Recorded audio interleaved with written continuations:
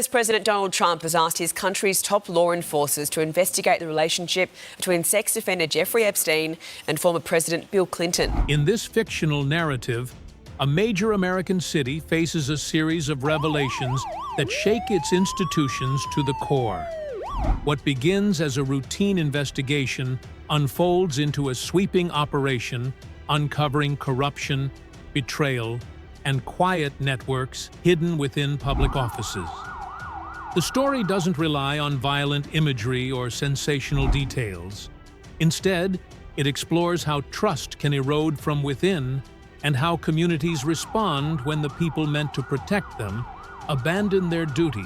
At its heart, the tale examines resilience of citizens, officers, analysts, and leaders who must confront the truth with honesty and rebuild the foundations they once believed were secure. This is not just a crime story. It is a reflection on accountability, responsibility, and healing after an institution's deepest breach. The discovery inside the mayor's office. This fictional storyline opens with a shocking discovery inside the mayor's office. Materials linked to illegal activity hidden within the desk of a longtime advisor.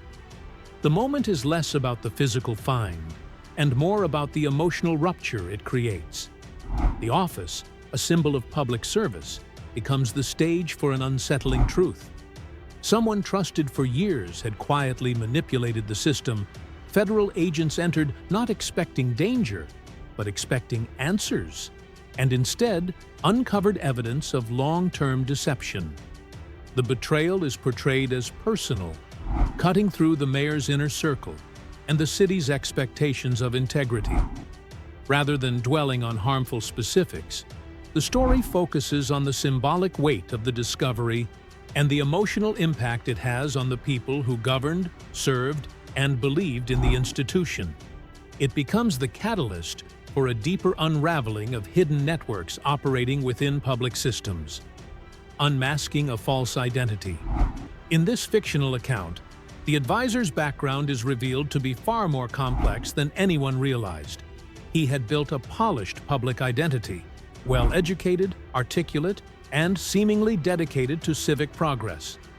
His speeches were celebrated, and his rise through the ranks appeared earned.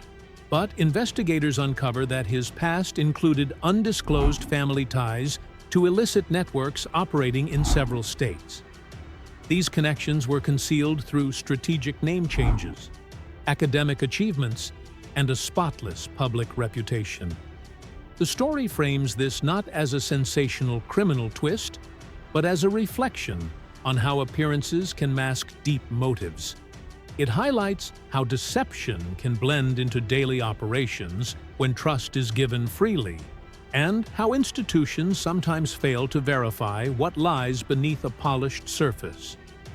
The real conflict becomes the city's realization that they elevated a figure who never intended to serve the public honestly, transforming admiration into heartbreak. The hidden network beneath the city. As analysts dig further into fictional financial records and organizational documents, they uncover a carefully constructed network stretching across multiple departments and organizations. Instead of depicting violent operations or disturbing conduct, the story frames the network as a web of influence and manipulation, using paperwork, shell companies, and quiet deals to redirect resources and shape decisions. What makes the network dangerous is not dramatic encounters, but its subtlety. It moved unnoticed because it looked like standard procedure. Employees, officials, and contractors were unknowingly swept into its orbit or compensated to ignore irregularities. The fictional network operated like a silent infrastructure beneath the city's legitimate systems, redirecting funds and influencing policies while remaining invisible to most. The revelation shows how corruption does not always reveal itself loudly. Sometimes it hides behind routine forms, signatures, and deadlines, becoming a parallel system running beneath the one meant to serve the public. The coordinated federal sweep. In the fictional story, federal agencies coordinate a large, multi-location operation to dismantle the hidden network. Instead of focusing on conflict or danger, the narrative emphasizes the precision, planning, and teamwork involved. Agents move through warehouses, offices, and administrative buildings with professionalism, securing evidence, safeguarding civilians, and ensuring orderly procedures. The operation spans multiple sites because the network had grown across several regions, merging corporate fronts, logistics hubs, and administrative contacts. The sweep represents a turning point where years of careful observation are transformed into decisive action. The story highlights the emotional burden carried by those involved, the pressure to act correctly, the weight of potential risk, and the commitment to restoring integrity.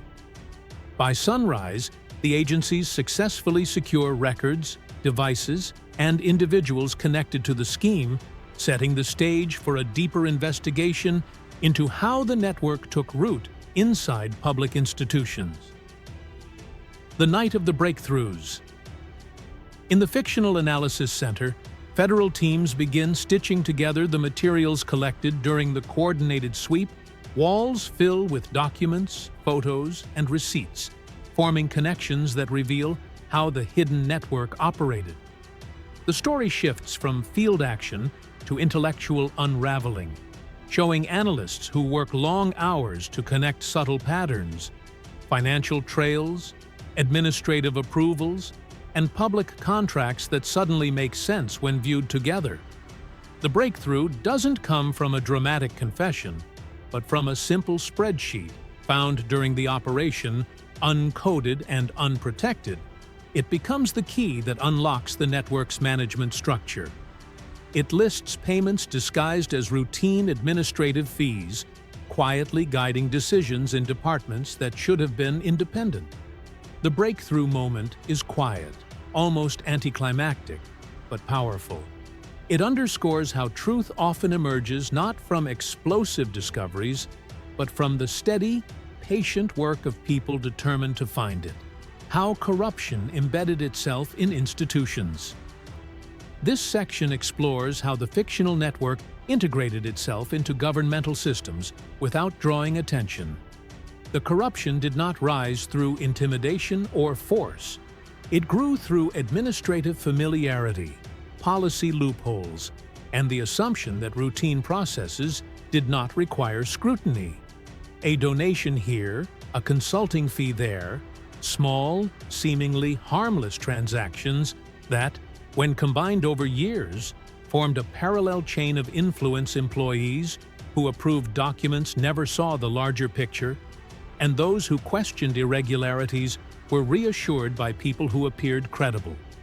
The story highlights the human element, how busy staff, overloaded departments, and trust in colleagues create vulnerabilities.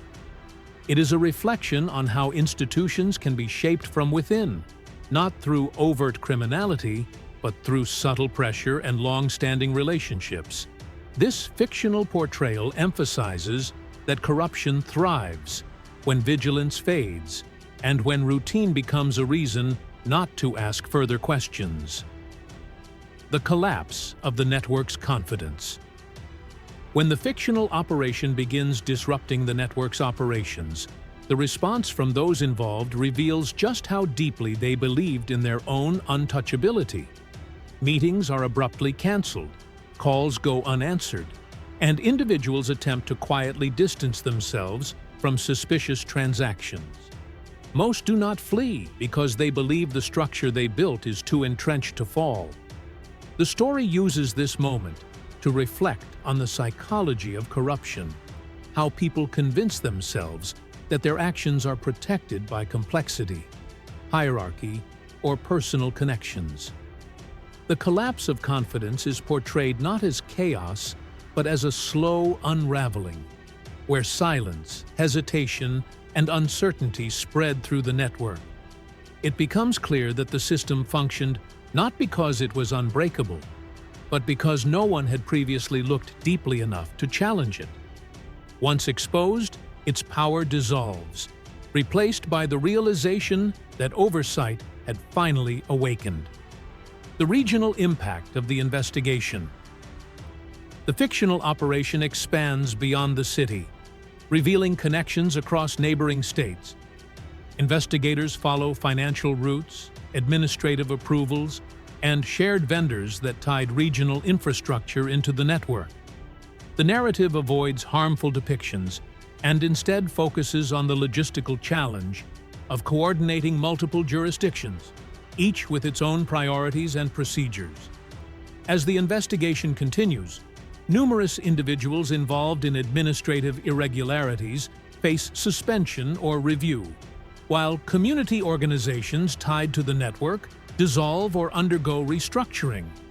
The impact is described as systemic rather than sensational.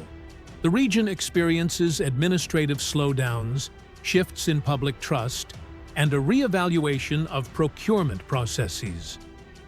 The story highlights that corruption is rarely confined to one place.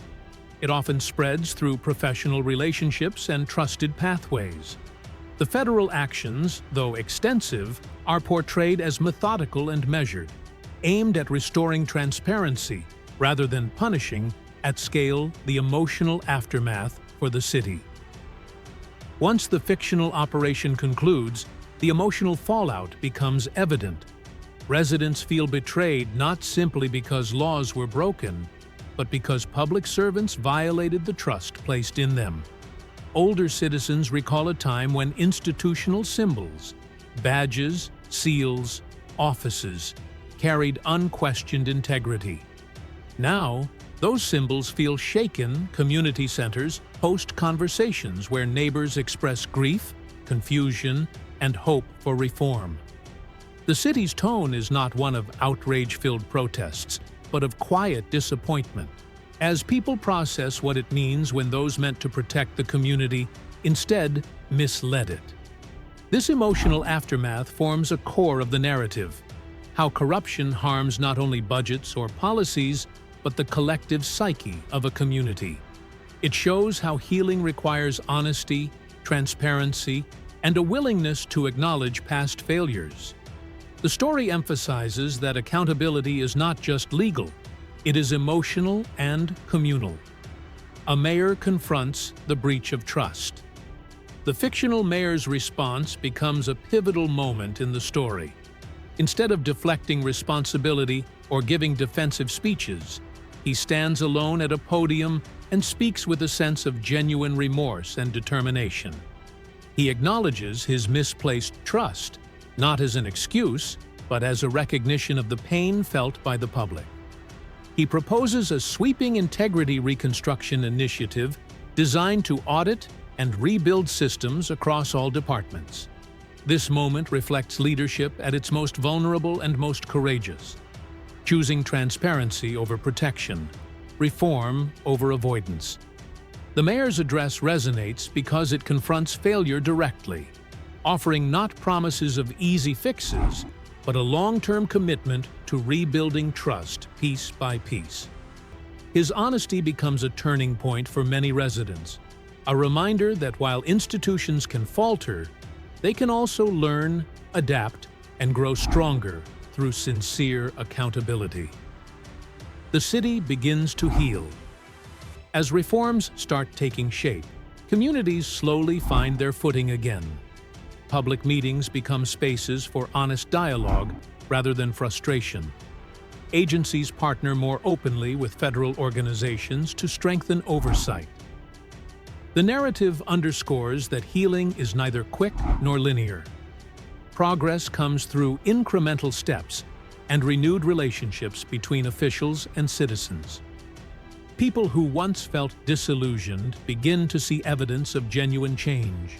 More transparent budgeting, clearer communication, and a focus on leadership training rooted in ethics. Neighborhood groups participate in advisory roles, ensuring their voices matter in shaping new policies. The fictional city's recovery is portrayed as collective, emphasizing cooperation over blame. The story shows that while corruption created deep wounds, The community's resilience allows it to rebuild with a stronger sense of unity and awareness. Trust, once broken, begins to slowly return through action, honesty, and consistent engagement. A reminder of vigilance. The concluding theme of this fictional narrative reflects on the broader lesson learned. Corruption does not always appear in dramatic form.